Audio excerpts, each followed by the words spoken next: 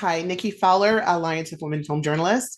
Hi, Tracy. How Hi. are you? Hi there. I'm great. Thank you. Great. Lovely to meet you, and congrats on writing, creating, and executive producing your new series, Unprisoned. Thank you. You're welcome. So you're an accomplished relationship expert and TV writer. How did the Unprisoned series come to be? Well, I was really, as my dad's been in prison my whole life and in and out, and his last prison sentence was 19 years. And as it was starting to come to a close, even about 10 years before he got out, I started thinking about what it was going to be like to be in a relationship with him for basically the first time, outside of like 1 year, and when I was very young, like 8, and then when I was very, very young, like 0 to 3.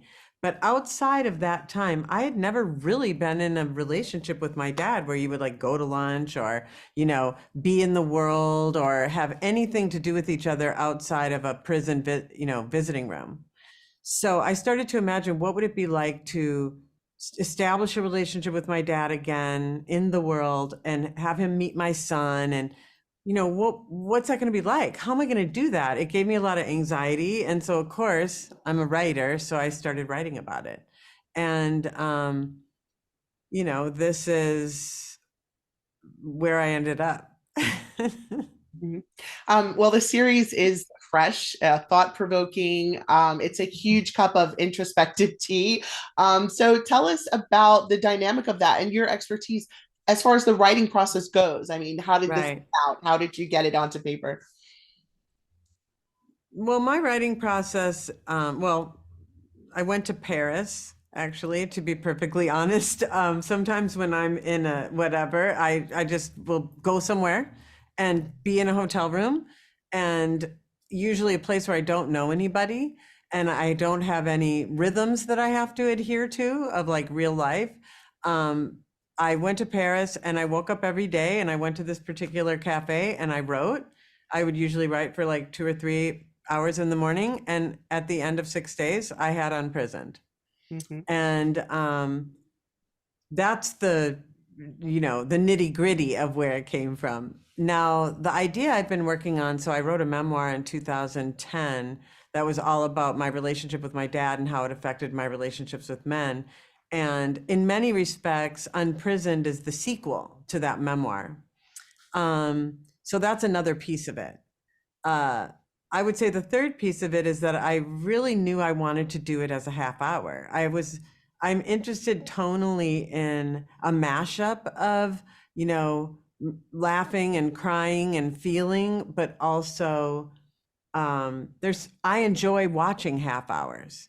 I, as a television writer, I've written mostly hour long. I wrote on United States of Terror, which was a half hour, and I've written some, like I've developed a couple half hours, but by and large, I've written hour long. And I just knew that the way a story unfolds in hour long doesn't allow for a certain kind of um, energy to be there that I wanted to be there.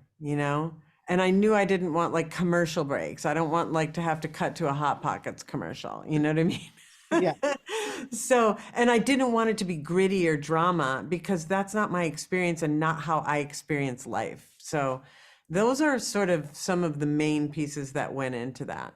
Yeah. Well, there's a lightness to it, even though you're dealing with such complex situations. There's a light, airy, funny feel to it. It's just amazing. So, Kerry Washington, she shines as Paige Alexander in this role. So, can you share a little bit about the real life themes that she's dealing with and why she was the perfect actress for this role?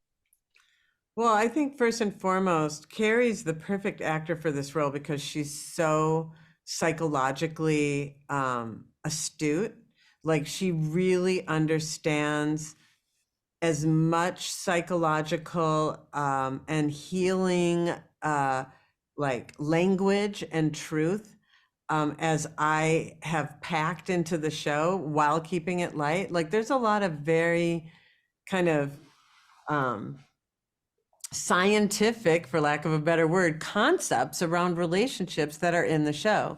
Because as a relationship expert, um, I come from journalism. Like, I'm not interested in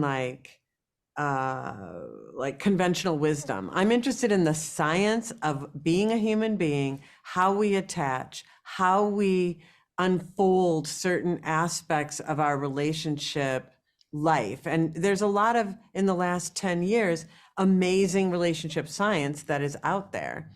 Um, and it's part neuroscience, it's part developmental psychology, it's part attachment, there's many different pieces to it. And I just knew that, like, if I wanted to convey what it's like to sit next to me at a dinner party, like at a dinner party, I'm going to start talking about attachment, and every single person is going to be like, everybody gets it, because we're all humans trying to work our way through all these, relationships in life, honestly. And so that's a little bit, I became an influencer kind of by accident, but really it was because I was working so hard on healing myself that everything I was teaching myself, I just started sharing with others in a sort of low key way. And then it sort of snowballed into all this. It was not something I set out to do.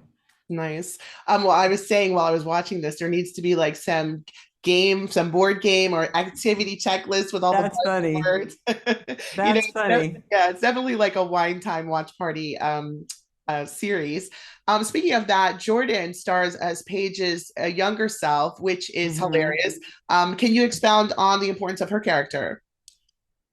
Well, so I've been in therapy my whole adult life, many, many, many, many years, on and off, but mostly on.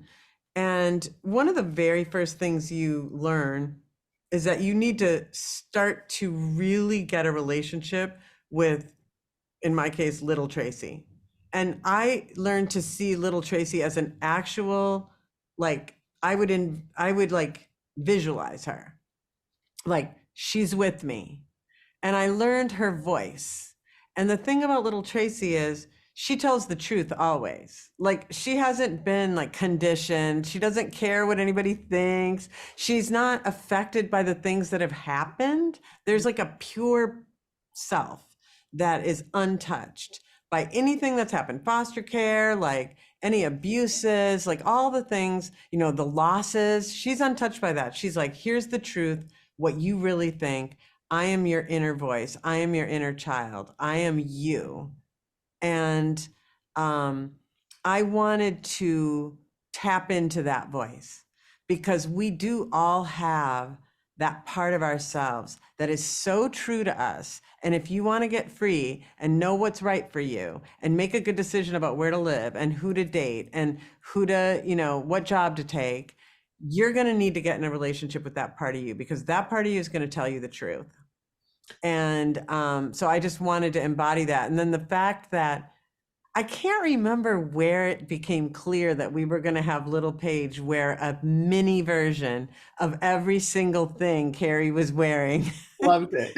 But it was, I remember invariably when Jordan would walk onto set, we would just fall over. I mean, are you serious? There were times she would do a take, the entire crew would like applaud because she was just breaking it down so hard. Yeah. So, I mean, that's maybe some of the funnest moments on the show for sure. Yeah.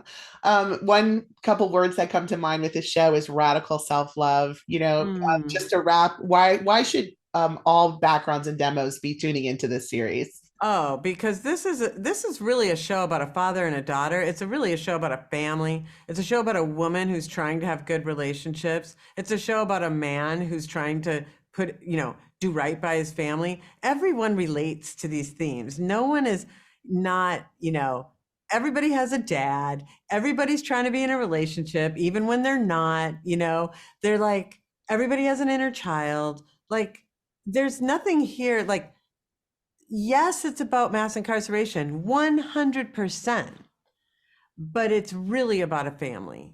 So even if you've never been anywhere near federal prison, you're going to relate to this story. And then if you learn something about what it's like to be justice impacted along the way, and it opens your heart and takes down some of your what you think you know about criminals, quote unquote, or a career criminal, so much the better.